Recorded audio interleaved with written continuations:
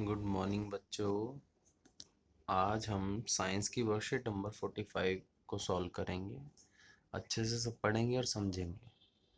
Last हमने पढ़ा था उत्तक के बारे में ही।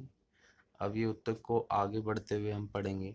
उत्तक जिसमें दूसरा है सरल स्थायी उत्तक, ठीक, जिसका नाम होता है पेरेन्काइमा। क्या नाम होता है? पेरेन्काइमा। ज्ञान क्या है? विभज्य उत्तक उत्तक द्वारा बनाई गई कुछ कोशिकाएं एक विशेष विभाजन प्रक्रिया के बाद धीरे धीरे विभाजित होने की योग्यता खो देती हैं।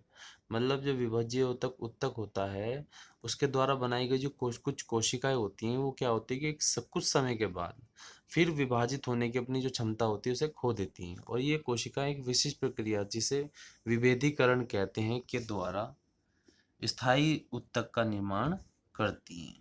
किसी कोशिका को विशिष्ट कार्य करने के लिए स्थायी रूप और आकार लेने की क्रिया विभेदीकरण क्रिया कहलाती है। क्या कहलाती है? विभेदीकरण आपका ये रहा, और विभेदीकरण एक ये भी है, ठीक है। इनके कारण एक सामान्य कोशिका अलग अलग आकृति, आकार, प्रकार पाकर विशिष्ट कार्य करने के लिए उत्तक निर्माण करती है। इस प्रकार पादपों में स्थायी उत्तकों का निर्माण होता है। किसका निर्माण होता है? स्थायी उत्तक का। और इसमें दो स्थायी उत्तक होते हैं हमारा, सरल स्थायी उत्तक और जटिल स्थायी उत्तक। वह उत्तक जिसमें एक ही प्रकार की कोशिकाएं सम्मिलित होती है वह हमारा सरल होता है, और वह उत्तक जिसमें विभिन्न प्रकार की होती हैं वो जटिल उत्तक होता है। सरल स्थायी उत्तक तीन प्रकार के होते हैं, ठीक है। पैरेन्काइमा, कोलेनकाइमा और स्क्लेरन काइमा, ठीक है बेटा। जो पैरेन्काइमा है उसकी कुछ विशेषताएं होती हैं। कैसे? पहली आपकी दे रखी है, यह पौधों में आधारीय पैकिंग का काम करता है, अतः इन्हें पैकिंग उत्तक भी कहता है। मतलब आधार को पैक करना, एक तरह से सील करना, ठीक। पैरेन्काइमा की कोशिकाएं अक्सर पत्तियों की अंदरूनी सतह, तने और जड़ों के भराव में पाती हैं।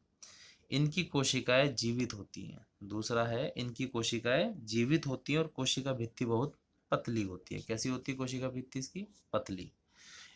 इसकी कोशिकाएं बंधन मुक्त होती है और इनके मध्य काफी रिक्त स्थान, अंतर कोशिक स्थान होता है।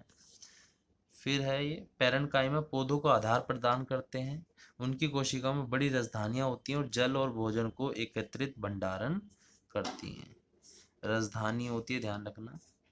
पैरेन्काइमा के प्रकार हैं। कुछ पौधों के पैरेन्काइमा में क्लोरोफिल पाए जाने के कारण इसे क्लोरेन्काइमा, हरित उत्तक भी कहा जाता है।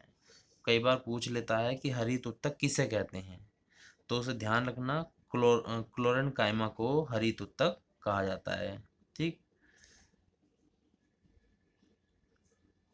क्लोरेन्काइमा में प्रकाश संश्लेषण की क्रिया संपन्न होती है, और जहाँ भी ध्यान रखना क्लोरोफिल पाया जाएगा वहाँ प्रकाश संश्लेषण की क्रिया जरूर होगी, क्योंकि वो अपना भोजन स्वयं बनाते हैं। फिर है इसमें जलीय पौधे के पैरेन्काइमा को एरेन्काइमा कहते हैं। ध्यान रखना, बहुत इंपॉर्टेंट है क्वेश्चन, कि जलीय पौधों के पैरेन्काइमा को एरेन्काइमा कहते हैं। इनकी कोशिकाओं के बीच हवा की बड़ी भूमिका होती है, इसे जलीय पौधे हल्के और जल में तैर सकते हैं। ध्यान रखना, एरेन्काइमा एक तो, दूसरा इनकी कोशिकाओं के बीच हवा भरी होती है। क्या भरी होती है? हवा, जिसके कारण ये फ्लोट करते हैं, ठीक है, तैर लेते हैं पानी के ऊपर। पहला क्वेश्चन है, पादपों में स्थायी उत्तक कितने प्रकार के होते हैं, उनके नाम लिखिए, ठीक। यहाँ पे आप पहला क्वेश्चन आपका ये रहा, ठीक। दूसरा है, विभेदीकरण क्रिया किसे कहते हैं? विभेदीकरण क्रिया लिख दोगे, ठीक।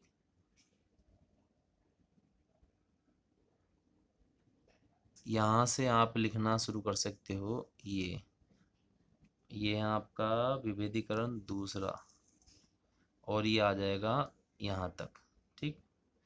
पैरेन्काइमा उत्तक की दो विशेषताएं तथा दो प्रमुख कार्य लिखिए। ये यहाँ पे आप आराम से लिख सकते हो पैरेन्काइमा के लिए। तीसरा, ठीक, पैरेन्काइमा की हो गई दो विशेषताएं। पौधे में पैरेन्काइमा उत्तक कहाँ पाए जाते हैं और इन्हें पैकिंग उत्तक क्यों कहते हैं, ठीक। चौथा क्वेश्चन जो है हमारा वो भी हमारा यही है, ठीक।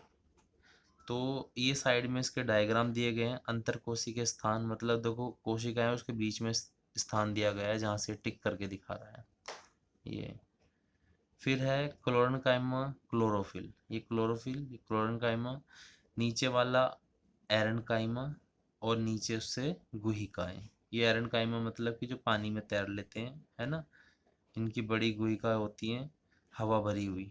ठीक है बेटा, ध्यान से इसे चैप्टर को, इसे वर्कशीट को करेंगे और 2 बजे तक करके भेज देंगे ग्रुप में। जो लिंक भेजा उसे ओपन करेंगे, क्योंकि पिछले परसों जो हमारी थी काफ़ी बच्चों की एब्सेंट गई है, तो वो एब्सेंट दोबारा ना जाए, तो ध्यान रखना बच्चों, 2 बजे तक सभी बच्चे काम करके ग्रुप में डाल देंगे।